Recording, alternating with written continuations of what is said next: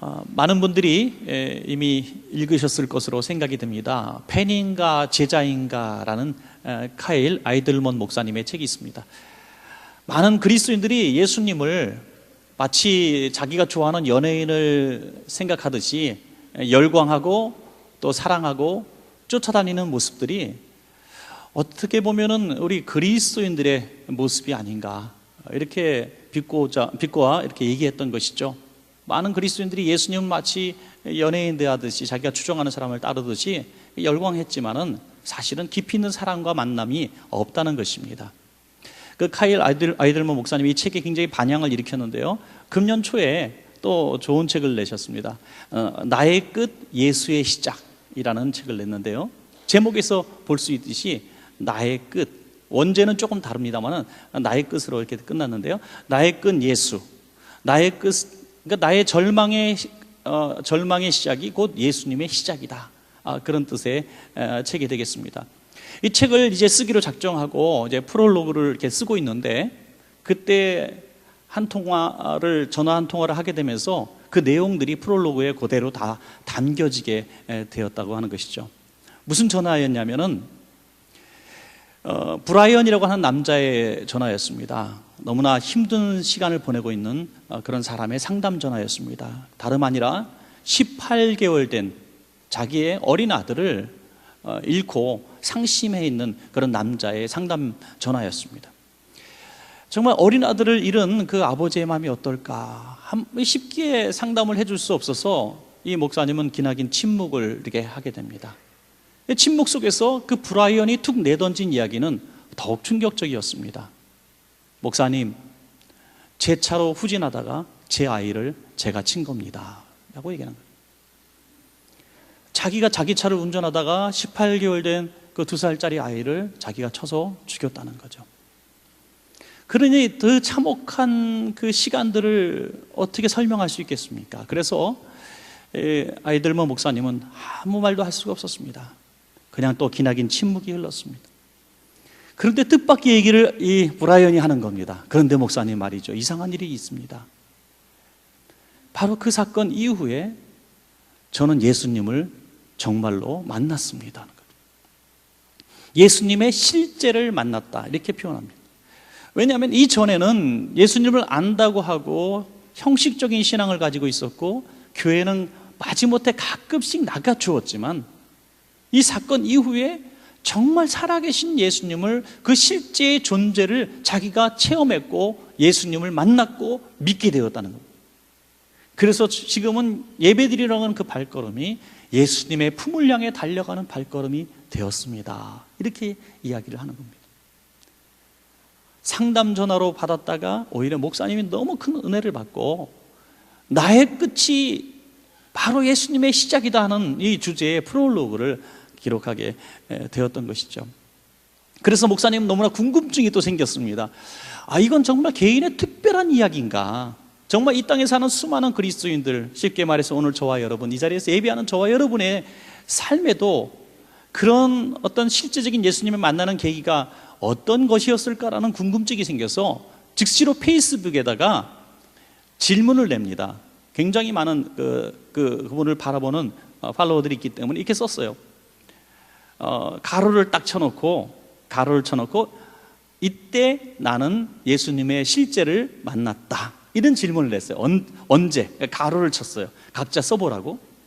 그랬더니 너무나 놀랍게도 몇 시간 만에 수백 건의 글들이 올라왔는데, 그 글들은 그렇게 구체적일 수가 없었다는 거죠. 그 내용들을 그가 쭉 기록해 놓은 걸 보면은 이런 이야기합니다. 사랑하는 남편이 교통사고로 죽었을 때, 또 큰 경제적인 고통으로 부도가 났을 때, 너무나 살기 힘들어 어린 나이에 아버지의 권총을 찾아 머리에 대고 방아쇠를 당기기 직전에 기도하게 되었을 때, 또 이혼 통지를 받았을 때, 사랑하는 가족을 잃었을 때 등등 수많은 그런 최고 극적인 슬픔과 절망 가운데서 예수님을 만났다, 아니 진짜 살아계신 예수님을 만났다, 이렇게 기록해 놓은 것이죠. 그것을 보면서 이 카일 아이들먼 목사님은 그 수많은 글들 가운데 아주 이 모든 사건들을 정의할 만한 굉장히 중요한 한 문구를 쓴 사람을 발견하게 됐어요. 그것을 이렇게 얘기했습니다. 나의 끝에 이르렀을 때 비로소 예수가 나의 실제가 되었다. 그래서 이 책을 이렇게 제목을 잡게 된 것이죠. 나의 끝이 예수의 시작이다. 저는 이러한 사건, 우리가 평생 신앙생활 하지만은 정말 예수님이 살아계시고 성령으로 지금 이 자리에서 우리 예배를 받으시고 지금 나와 함께 하신다는 실제적인 만남의 경험을 꼭 이런 경험을 해야만 하는 것인가라는 의문점을 갖게 되는 것이죠. 저는 그렇진 않다고 봅니다. 이 사건은 개별적인 이런 특별한 사건들, 정말 권총을 머리에 대는 이런 사건들은 아주 특별한 사례입니다. 누구나 겪는 사건은 아닙니다. 그렇다면 우리 모두가 그런 사건을 반드시 경험해야만 또 예수님을 만날 수 있을까? 그런 것도 아니라는 것이죠. 그런 것은 절대 아닙니다. 한 가지 분명한 결론을 저는 얻을 수 있었습니다. 그것은 뭐냐면 우리 모두 다 각자가 수준에 따라서 인생의 끝자락을 경험할 수는 있다는 거죠. 각자에게 주어진 인생에 절망의 순간이 있다는 것입니다. 어린아이는 어린아이대로 절망의 순간이 있어요. 정말 살고 싶지 않을 때가 있어요. 유치원 갔는데 좋아하던 여학생이 다른 남자애랑 놀 때 죽고 싶잖아요. 그죠? 이게 어린아이의 수준이잖아요. 좀 커서는 대학에 떨어지면 이거는 그 아이에게 절망이 인생의 끝자락이죠. 직장에 들어가지 못하고 결혼하지 못하고 이혼을 하고 또 가정이 깨어지고 미움을 받고 사업에 부도가 나고 병이 들고 여러 가지 원망과 또 미움 속에 살아갈 때, 증오 속에 살아갈 때 우리는 점점 어려운 수준의 단계의 인생의 절망을 경험하게 됩니다. 그러나 분명한 사실은 하나님을 섬기는 저와 여러분의 삶 가운데 있는 절망은 끝이 아니라는 것입니다. 바로 그 순간이, 각자에게 주신 그 순간이 오히려 예수님의 시작이 된다는 사실을 저는 믿습니다. 여러분, 우리의 절망, 우리가 당하는 각자의 수준에 따른 그 절망의 수준에서 우리는 예수님의 실제를 향해서 한 걸음 더 나아가게 된다는 것입니다. 그래서 저는 오늘 이 본문의 이야기가, 오늘 함께 읽으실 이 본문의 이야기가 우리 인생의 끝자락의 얘기가 아니라 새로운 시작의 이야기라고 믿습니다. 새로운 피조물로 살아가는 우리의 인생은 절대로 낭비와 포기가 아니라는 거죠. 많은 사람들이 그리스도인이 되면 많은 것들을 포기해야 된다고 생각합니다. 세상적인 가치들, 부요들, 욕심들, 내가 추구하고 있던 모든 성공의 그런 꿈들을 내려놓아야만 그리스도인의 삶, 그래서 다 버리고 다 내려놓고 빈손 들고 주님 앞에 오는 것이 마치 이게 해탈의 경지에 소위 이른 것처럼 주님 앞에 나가는 거룩한 삶이라고 착각하게 되는 것이죠. 그것이 아니라는 겁니다. 오히려 전과 다른 새로운 인생, 경험해보지 못했고 가지 못했던 길, 가보지 못한 나라를 마치 방문했던 것 같은 전혀 다른 새로운 피조물로서의 삶을, 다시 말해서 거듭난 자의 삶을 살게 된다는 것입니다. 그것은 이 삶을 경험하지 못한 사람들은 전혀 이해할 수 없고 알 수 없는 더 좋은 삶이라고 하는 것이죠. 바라기는 지금 연말입니다, 여러분. 연말인데 새해를 바라보면서 우리가 정말 새로워지기를 원합니다, 여러분. 새로워지기를. 우리가 연말인데 연말을 보내면서 인생의 내 끝자락이라 생각하는 분들이 있습니까? 아니에요. 한 해의 끝자락이 있을 뿐입니다. 우리는 다시 새로운 새해를 맞게 될 것입니다. 우리의 인생이 끝자락에서 정말 나이가 들어서 인생의 끝자락이 끝입니까? 아니, 인생의 끝자락에는 오늘 우리가 읽은 고린도후서 5장 1절에 있는 말씀처럼 더 영원한 하나님 나라가 예비되어 있는 줄로 믿습니다. 그러니까 우리의 끝은, 인생의 끝은, 옛사람의 끝은 새사람이고 천국이고 복이라고 하는 것입니다. 그 새로운 삶을 누리는 결단의 시간이 이 연말 가운데 있기를 간절히 축원합니다, 여러분. 저는 그래서 오늘 간단하게 우리가 새로운 피조물로 사는 비결 2가지만 말씀을 드리겠습니다. 이번 연말에 잘 한번 습득하시고 한번 실행해 보시면 좋겠습니다. 첫째로, 우리가 새로운 피조물로 살려면 옛사람이 죽어야 할 줄로 믿습니다, 여러분. 옛사람이 죽어야 새사람이 되는 거죠.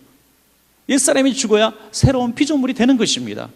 그러므로 먼저 옛사람을 죽여야 하는 것입니다. 사도 바울은 누구보다도 이런 새로움을 경험한 사람입니다. 그는 옛사람을 너무 사랑하는 사람이었어요. 자신의 옛사람을, 자신에 대한 넘치는 자신감이 있는 사람이었습니다. 여러분 볼까요? 지식적으로는 최고 학벌 가졌습니다. 당시에 최고의 학벌인 가말리엘 학파의 문화생이었고 또 수료자였습니다. 지식인이었습니다. 그리고 또 종교적으로도 열심히 있다고 인정받았던 바리새인이었습니다. 종교적으로도 흠이 없는 사람입니다. 그럼 지위적, 신분적으로는 어떤 사람이었습니까?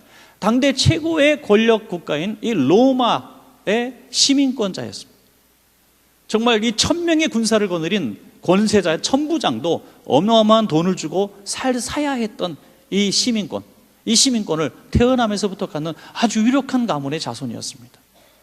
그러니 자신만만하게 인생을 사는 겁니다. 인생은 이거야. 자신의 머리를 믿었고, 자신의 신분을 믿었고, 자기의 또 어떤 능력을 믿었습니다. 자신만만하게 산 엘리트 중에 엘리트였습니다. 그러니 그에게 예수님의 실제가 들어올 틈이 없었어요. 그가 언제 예수님을 만나 새로운 피조물이 됩니까? 그 다메섹 도상에서 거꾸로져서 실명을 하고 자기를 따르던 사람들 다 자기를 버리고 예수님을 만나 나는 내가 박해하는 예수다라는 이런 엄청난 메시지를 듣게 되었을 때 그는 완전히 인생의 나락으로 떨어지게 된 것이죠. 내가 믿었던, 내가 의지했던, 내가 알았던 모든 옛사람의 껍데기의 자랑스러움들이 하루아침에 종이짝보다도 못하다는 것을 깨닫게 되었을 때 그는 이렇게 얘기합니다. 나의 모든 것을 예수 만난 이후로 배설물처럼 여기게 되었단 말이죠. 옛사람을 벗어버리는 가장 중요한 계기는 살아계신 주님을 만나는 만남이라고 하는 것입니다. 여러분, 오늘날 수많은 그리스도인들을 향해서 주시는 이 말씀이 바로 고린도 교회를 향하신 말씀입니다. 오늘 현대교회를 향하신 말씀. 오늘 고린도 후서는 바울이 고린도 교회를 향해서 쓰신 편지죠. 물론 한 1년 반 정도의 목회를 통해서 잘 다듬어진 교회입니다. 그러나 바울이 떠난 이후에 이 고린도 교회는 어마어마한 분열이 일어나게 됩니다. 왜요? 고린도 교회는 지성인들의 많은 곳이었고 돈 있는 사람이 많이 있는 곳이었습니다. 고린도 항구는 대단한 이 지역에서 정말 꽃과 같은 도시였습니다. 그래서 고린도 하면은 경제적으로 가장 부유한 도시, 경제적으로 부유한 항구 도시였기 때문에 뭐가 있었겠습니까? 성적으로 아주 음란한 도시였습니다. 거기다가 또 굉장히 지식 자랑을 좋아하는 사람들이 많이 모여서 말을 많이 하는 도시였고, 그리고 또 자기가 좋아하는 학파를 따르는 이 분파주의가 형성되었고 우상 숭배가 많았던 곳입니다. 바로 이런 곳에 교회가 세워졌는데 이 교회 성도들이, 구성원들이 바로 그런 사람이었다는 거죠. 그러니까 교회 안에서도 체험적인 실제적인 주님과의 만남에 대해서 간증하고 그것을 추구하고 초대교회처럼 마가다라방에서 부르짖는 기도의 모습은 사라지고 이성적으로 신분적으로 그들은 교대를 한 거예요. 우리 교회는 이런 유력한 사람이 많습니다. 우리 교회는 이렇게 말 잘하는 사람이 많습니다. 우리 교회는 이렇게 지성인들이 많습니다 하면서 나름대로 하나님의 말씀을 공부하면서 교제를 했지만은 그들의 예배 가운데, 모임 가운데 살아계신 성령님의 임재하심이 없었던 것입니다. 그러다 보니까 분파주가 생기고 교회가 몇 조각으로 쪼개지게 생기게 된 것입니다. 여러분, 은혜 없는, 성령 없는 교회의 모임은 주님께서 임하실 수 없는, 또 변화될 수 없는 그런 모임이 되는 것입니다. 그러다 보니 교회의 성적인 타락상에 들어왔고 금권주의가 들어왔고 아주 교인들이 서로 마음이 갈라지고 분열이 일어나게 됩니다. 그들을 향해서 주님이 바울이 주신 메시지가 뭡니까? 옛사람을 벗어버리라. 제발 좀 옛 자랑, 옛 습관을 제발 좀 벗어버리라. 너희들이 자랑했던 그 권세, 그 재물, 그 지식을 제발 좀 버려버려라. 그러지 않은 너희는 새 사람이 될 수가 없다라고 강조하고 있는 것입니다. 여러분, 옛 생활에 익숙한 내가 가지고 있는 모든 자랑할 만한 것들을 버린다는 것이 너무나 힘든 일입니다. 그래서 하나님은 우리를 사랑하시기 때문에 그걸 깨트리시는 작업을 하는 것입니다. 누가 부흥 강사님이 전에 설교했던 메시지 중에서 한 가지가 좀 기억이 나더라고요. 하나님과 싸우려고 하지 말라고. 하나님은 우리를 결국에는 가루로 빠실 때까지 우리를 포기하지 않으실 거다. 우리가 가루가 될 때까지 계속 두들겨 때리실 거다. 그러니까 차라리 스스로 가루가 되라는 거죠. 이기려고 하지 말라는. 옛사람은 우리가 죽이지 않으면 절대로 새로운 피조물답게 살 수가 없어요. 여러분, 사도 바울이 살아계신 주님을 만나고 아라비아에서 3년을 지내게 되는데 성경에는 이것을 자세히 기록하기는 있지 않지만은 아라비아에서 무엇을 했을까? 저는 쉬운 말로 이렇게 생각합니다. 그는 영성훈련을 했다. 영성훈련. 3년간 무슨 영성훈련을 했을까요? 지금까지 평생 살아오면서 바울의 이전에 사울이라고 하는 이름이 가졌던 그 자신의 모든 것들을 가루로 만드는 작업을 했던 거죠. 다 철저하게 깨어 부시고 깨트리고 또 깨트려서 사울은 사라지고 하나님이 새로 세우신 바울이라고 하는 사람으로 만들어가는 과정이 바로 3년간의 영성의 훈련이었다고 하는 것입니다. 여러분, 우리가 각종 중독에 사로잡혀 있거나 아니면 술, 담배 정도라고 할까요? 또 우리가 도박이라든지 또 우리가 미움과 증오, 혈기, 욕심 등등 우리가 쉽게 버릴 수 없었던 또 나의 자랑거리들, 이런 것들을 내가 주님을 만나고 변화하고 다 내려놓는다는 것이 굉장히 쉬운 일이 아닙니다. 바울도 3년의 시간이 걸렸습니다. 바울도. 그러므로 우리가 이 연말을 통해서 우리가 한번 잘 보내셔야 됩니다. 우리가 새로운 2017년에 정말 새로운 피조물로 살아가기를 원한다면 정말 2주밖에 남지 않은 이 연말 기간 동안에 한번 내가 사도 바울처럼 내가 영성 훈련을 통해서 옛사람을 벗어버려야 될 부분이 무엇인가 한번 잘 보시고 그것을 다 포기하고 내려놓는 이런 결단의 시간이 우리가 있어야 내년도에 새로운 피조물로 살아갈 수 있을 줄로 믿습니다. 여러분, 어떤 분은 혈기일 수도 있어요. 혈기가 많은 분들 잘 못 거신. 네. 우리 아는 친구 목사님이 가끔씩 이게 원치 않는데 욕을 해요. 욕을. 여러분, 저같이 착한 사람한테는 욕을 평생 못 들어보셨겠지만 하여튼 그 목사 욕이에요. 욕이. 예. 알파벳이 막 나와요. 근데 한 번은 습관적으로 이제 승합차를 운전하고 있는데 뒤에 성도들이 꽉 찼는데 누가 학교에 남의 자식아 그런 거 있잖아요, 그죠? 그게 나와버린 거예요. 앞불사 너무 크게 얘기해 버렸어. 뒤를 돌아보니까 서슬 푸른 집사님들이 권사님들이 못 들은 척 하는데 다 들었어. 그 수습하느라고 얼마나 힘들었는지. 여러분, 이 말 한마디 언어도요, 목사가 돼도 못 고치는 거예요. 참으려고 그러는데 안 되는 거예요. 욕심도 마찬가지고요, 중독도 마찬가지고요.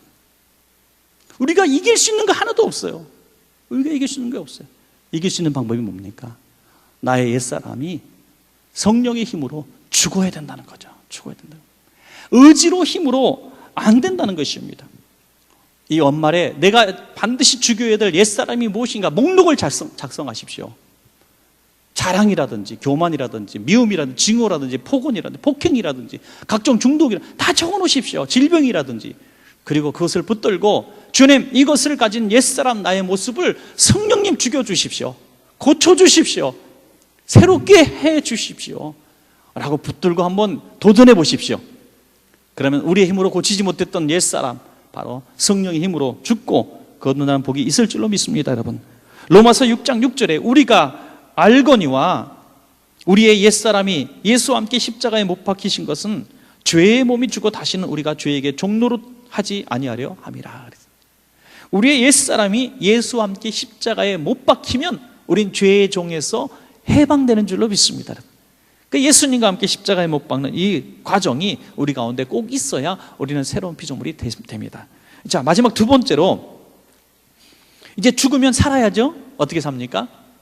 성령으로 거듭난 삶을 살아야 합니다. 이제는 옛사람은 죽고 거듭난 새 사람은 성령의 사람, 성령이 말하게 하심 따라 말하고 성령이 인도하심 따라 인도함을 받고 성령이 주시는 꿈대로 살아가는 사람, 바로 거듭난 삶, 새로운 피조물인 것입니다. 여러분, 이 거듭난 삶에 대한 좋은 예화들이 성경에 많은데요, 특별히 요한복음 3장에 보면 예수님과 니고데모의 대화가 나오는데 굉장히 교훈적입니다. 이 니고데모는 신분적으로는 관원입니다. 관원. 그러니까 당시에 굉장히 최고 의결기관의 어떤 의원이었습니다. 그러니까 지위가 높은 사람이죠. 거기다가 바울과 마찬가지로 바리새인이었다고 했습니다. 그러니까 성경의 지식이 굉장히 많은 사람입니다. 이 니고데모가 한밤중에 예수님을 찾아왔는데 그 이유에 대해서는 말하고 있지 않지만 그의 얼굴이 널리 알려진 바, 그가 낮에 예수님을 만나서 예수님을 이렇게 높여드리고 자기의 이 거듭남에 대한 상담을 하기에는 참 부끄러운 것 같죠. 여러분, 그렇잖아요. 사람들이 다 자기를 굉장히 지식이 많은 선생님으로 인정하고 배우려고 하고 있습니다. 그런데 이 거듭남에 대해서 그는 확신을 갖지 못했어요. 구원에 대한 확신이 없었습니다. 그래서 예수님을 만나고 싶은데 낮에 갈 수 없으니까 밤에 몰래 찾아간 것이죠. 요한복음 3장 2절에 이런 말씀이 있어요. 그가 밤에 예수께 와서 이르되 랍비 우리가 당신은 하나님께로부터 오신 선생인 줄 아나이다. 하나님이 함께 하시지 아니하시면 당신이 행하시는 이 표적을 아무도 할 수 없습니다. 랍비요, 나의 선생님이요, 내가 당신에게 배우겠습니다. 겸손한 태도를 보였고요. 당신은 하나님께로부터 온 선생님이다. 하나님이 보내신 사람이라는 것도 인정했습니다.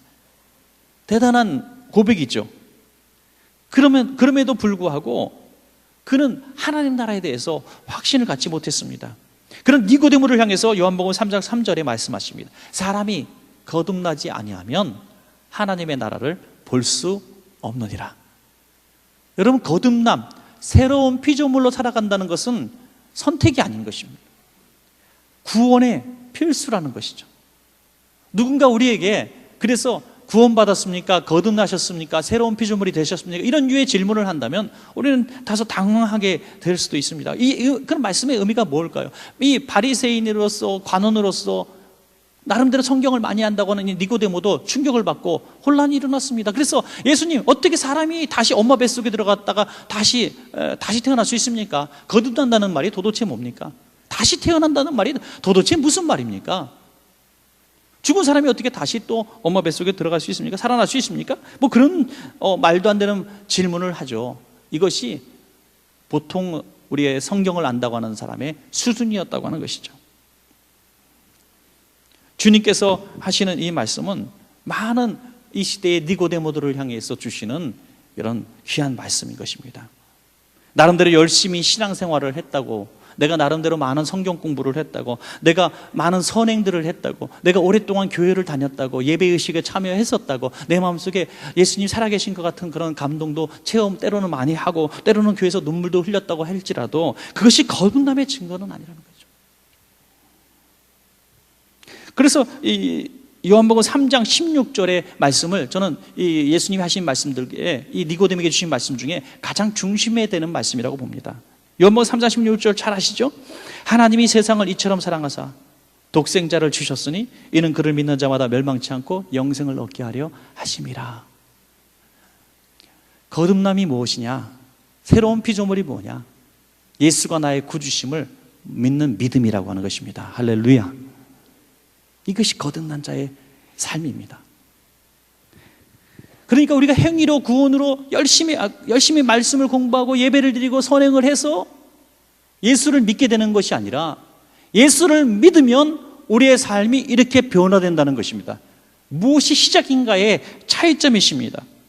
새로운 피조물이 되기 위해서 엄마 뱃속으로 다시 들어갈 필요가 없는 것입니다. 여러분, 오늘 이 순간에라도 예수 그리스도가 나의 구주 되심을 믿고 예수를 믿는 그 믿음 때문에 내가 살아가고 그 예수를 믿는 믿음 때문에 내가 하나님 나라에 들어갈 수 있다는 믿음이 우리 가운데 있다면 우리는 새로운 피조물이 된 것인 줄로 믿으시기 바랍니다. 여러분, 그것이 우리의 삶의 변화를 위해서 몸부림치지 않아도 되는 이유입니다. 왜 우리는 변화를 위해서 몸부림친다고 할지라도, 내가 변화됐다 할지라도 내 속사람이 변하지 않으면 우리는 구원의 길에 갈 수가 없기 때문입니다. 오직 믿음인 거죠. 오직 믿음입니다. 여러분, 이스라엘 백성이 430년 애굽의 노예에서 살다가 이제 가나안 땅으로 향해 나갈 때 홍해를 만나죠. 이 홍해가 뭡니까? 성경에는 홍해는 이스라엘 백성들이 세례받은 증거라고 말합니다. 세례. 나는 죽고 예수로 다시 살아난, 나는 죽고 다시 거듭난 백성으로 살아서 애굽의 백성이 아닌 가나안의 백성으로 살아가는 그 통과 의례가 바로 홍해였다는 것입니다. 이스라엘 백성의 실패가 뭡니까? 끊임없이 그들은 어려움을 만날 때마다 애굽을 그리워했다는 것이 문제였습니다. 끊임없이 애굽을 그리워했어요. 옛사람을 그리워했습니다. 우리 예수 믿는 사람 가운데서도 가끔 그런 이야기들을 영웅당처럼 하시는 분들이 있을 수 있어요. 과거에 내가 이런 사람이었습니다. 과거에 내가 이런 영화를, 권력을 갖고 있었던 사람이고요. 내가 이렇게 못된 짓도 많이 했고요. 내가 이렇게 많은 유명한 사람이었습니다. 예수 믿지 않았을 때, 예수님 모를 때 있었던 모든 것들은 우리의 자랑거리가 아닌 것입니다. 여러분, 그것이 추억이 되어서는 안 되는 것입니다. 오히려 내가 예수님을 몰랐으면 어떻게 될 뻔했는가, 너무나 다행스럽고 고맙고 감사해서 지금 예수 믿는 것이 너무나 행복해서 고마워서 감격, 옛 생활은 거들떠도 보지 않는 이 모습이 우리 가운데 있어야 될 줄로 믿습니다, 여러분. 우리 가운데 그런 예수 믿는 것이 최고의 즐거움이 되어야 된다는 것입니다. 고대로부터 이 도자기 상인들이 아주 굉장히 그때부터 발달한 게 있는데 뭐냐면 도자기 보수 기술이라고 해요. 그래서 도자기를 정말 정성껏 구웠는데 살짝 금이 가요, 운반하다가. 그러면은 이거를 정말 아깝잖아요, 버리려니까. 그래서 살짝 덧칠을 합니다. 그래서 덧칠을 살짝 해서 한 번 더 이렇게 실을 하면 금이 살짝 안 보일 수도 있죠. 그래서 이걸 온전한 제품인 것처럼 속여서 팔곤 했던 겁니다. 그래서 보수 기술이 굉장히 발달했어요. 그래서 도자기 기술이, 도수기를 발전했지만 나중에 햇빛에 비춰보면서 이렇게 또 사는 사람들이 꽤가 나갔고, 나중에는 이 분별하는 능력도 뛰어나서 결국에는 아무리 덧칠을 해도 가격은 떨어지기 마련이죠. 그런데 일본에서 굉장한 도자기 보수 기술이 있는데 1500년 전부터 시행됐던 킨주키라는 도자기 보수 기술이 있다 그래요. 저도 처음 알았는데요. 이 도자기 기술은요, 오히려 이 보수를 하게 되면 값이 몇 배로 뛴다는 거예요.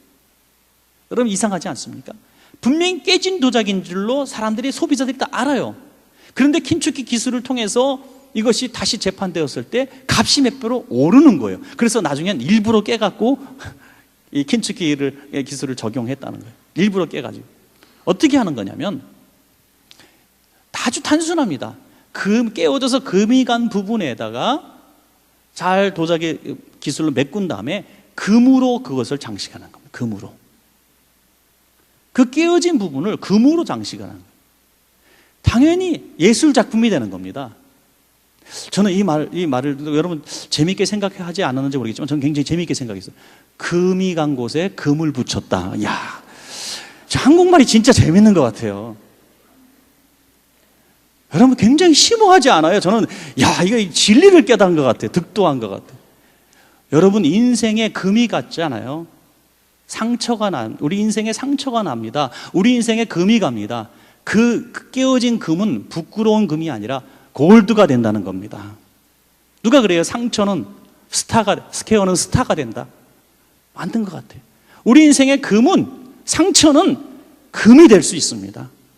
예수 그리스도의 손길로 말미암아, 할렐루야. 예수님의 손길로 말미암아 우리의 상처, 우리의 절망은 금이 될 수가 있고 몇 배, 몇십 배 가치로운 인생이 될 수가 있다는 것입니다. 많은 사람들이 내 인생을 돌이킬 수만 있다면, 그런 끔찍한 과거를 내가 피할 수만 있다면, 내게 다시 인생의 시간들이 주어진다면, 이런 얘기들을 많이 해요. 그랬다면 내가 오늘 후회로운 인생을 살지 않을 텐데, 그때 그런 일이 없었더라면, 내가 그런 선택을 하지 않았더라면 자책을 하고 괴로워하고 슬퍼하고 자기 잘못이라고 고민하며 괴로움에 빠진 수많은 사람들을 봅니다. 그러나 여러분, 그렇지 않습니다. 그 절망과 그 아픔과 그 고통 때문에 여러분들은 옛사람을 과감하게 버릴 수가 있었고, 나는 죽고 예수로 산 바로 새 사람이 되는 계기가 된 줄로 믿습니다, 여러분. 그래서 여러분들은 그 과거의 절망과 아픔과 그 금들을 감추지 않으시고 금으로 메꾸어 주신 것입니다. 예수님의 보혈로, 예수님의 능력으로, 성령의 사랑으로 덮어주신 것입니다. 그래서 상처 있는 그 가슴을 안고 우리는 조금 더 성숙한 그리스도인, 아픔을 경험한 더 너그러운 그리스도인이 되어갔던 것입니다, 여러분. 한 가지 예화만 드리고 말씀을 맺겠습니다. 제가 최근에 본 책 중에서 성령으로 다시 시작하라는 짐 신발라 목사님의 책이 있는데요, 그 책에 보면 많은 아픔을 가진 사람들이 나옵니다. 굉장히 여러분들에게 권하고 싶은 책인데요, 그 책에 보면 정말 많이 소개하고 싶은 사례가 있는데 그 중에 한 사례만 소개하겠습니다. 한 여인이 있었습니다. 이 여인은 이제 어린 나이에 미국으로 이제 이민을 오게 됐는데, 그 어머니가 좀 새로운 삶을 도전하고 싶어서 아이를 데려왔죠. 아주 초등학교도 제대로 못 나온 어머니였습니다. 그런데 그 지방에 유력한 남자를 만났는데, 임신을 했는데 부모가 당연히 반대를 하죠. 그래서 결혼을 하지 못하고 미국으로 도망가듯이 이민을 온 것입니다. 그래서 미혼모의 자녀로 이 딸이 태어나게 됩니다. 어릴 때는 아버지가 살해당했다고 하는 이런 거짓말을 듣게 되었고, 그것이 진짜인 줄 알았습니다.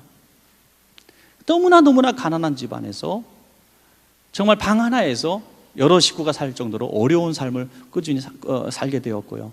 아버지 없는 삶을 살게 됩니다. 그 어린 시절은 늘 분노와 증오뿐이었죠. 그러다가 모처럼 자기의 고향인 집으로 가게 되었을 때 외삼촌이 전해준 주소 한 장을 받게 되면 네 아버지 주소다 하는 거죠. 아버지가 살아계시다는 것을 발견합니다. 그런데 아버지를 만나지 말았어야 되는데 아버지를 만났지만 아버지로부터 어떤 사랑의 표현도 붙지 못하고 거절을 당합니다.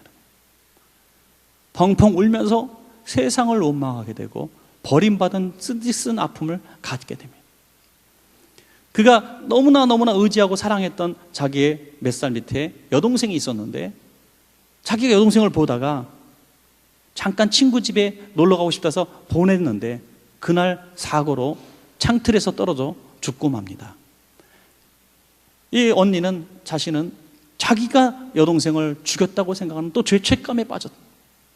그래서 10대 때 이미 수없이 약을 먹고 학교에서 난동을 부리고 죽겠다고 소리를 지르는 학교의 문제아 중에 문제아가 됩니다.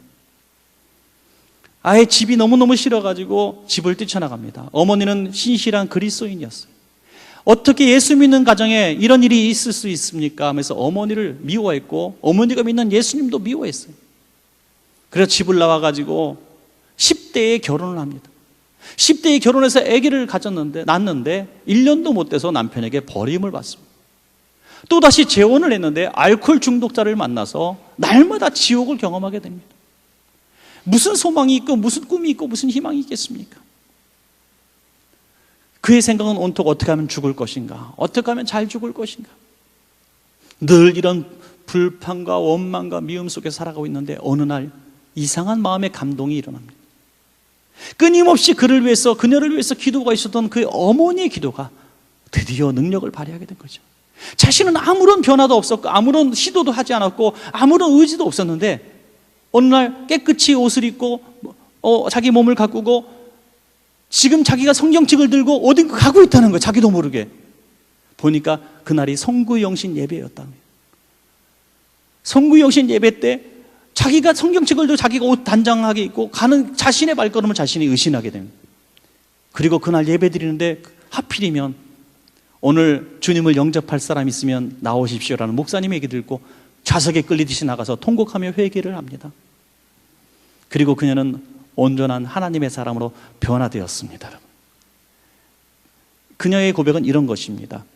나는 아무것도 한 적이 없습니다. 단지 어머니의 기도 덕분에 나는 목욕탕 욕조에 누워서 따뜻함을 느끼듯이 자연스럽게 거듭났습니다. 자연스럽게 거듭났습니다. 여러분, 우리의 자녀들이, 예수 믿지 않은 우리 형제들이, 우리 부모들이 어떻게 해도 예수님을 믿을 수가 없고 말로도 설득해도 안 되고 정말 절망 속에 살아가고 과거의 아픔 속에 살아가고 고통 속에 살아가는 분들이라 할지라도 욕조의 물에, 따뜻한 물에 몸을 잠그듯이 우리 온몸이 서서히 따뜻해지듯이 성령께서 역사하시면 우리는 순간적으로 새로운 피조물로 변화될 수가 있다는 사실입니다. 여러분, 그 기도의 능력으로 이 여인은 변화된 이후에 자기와 같은 여성들을 돕는 여성 사역자가 돼서 30년째 섬기고 있다는 말씀입니다. 여러분, 사랑하는 여러분, 우리는 언제든지 새로운 피조물이 될 가능성을 가졌습니다.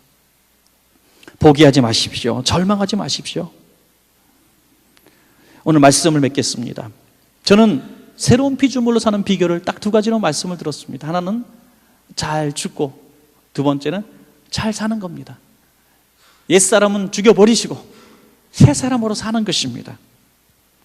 새 사람으로 사는 이 직분, 새로운 직임에 대해서 고린도후서 5장 18절에 말씀하고 있습니다. 그가 그리스도로 말미암아 우리를 자기와 화목하게 하시고 또 우리에게 화목하게 하는 직분을 주셨다 말씀하고 있습니다. 이제 우리는 새로운 사명을 받았다는 거예요. 새로운 피조물의 인생의 비전이 있다는 것입니다. 옛사람이 가진 비전은 잘 먹고 잘 사는 겁니다. 한마디로. 그런 새로운 피조물이 된 사람은 분명히 삶의 가치와 목적이 변화되는 것입니다. 그것은 바로 화목하게 하는 직책입니다.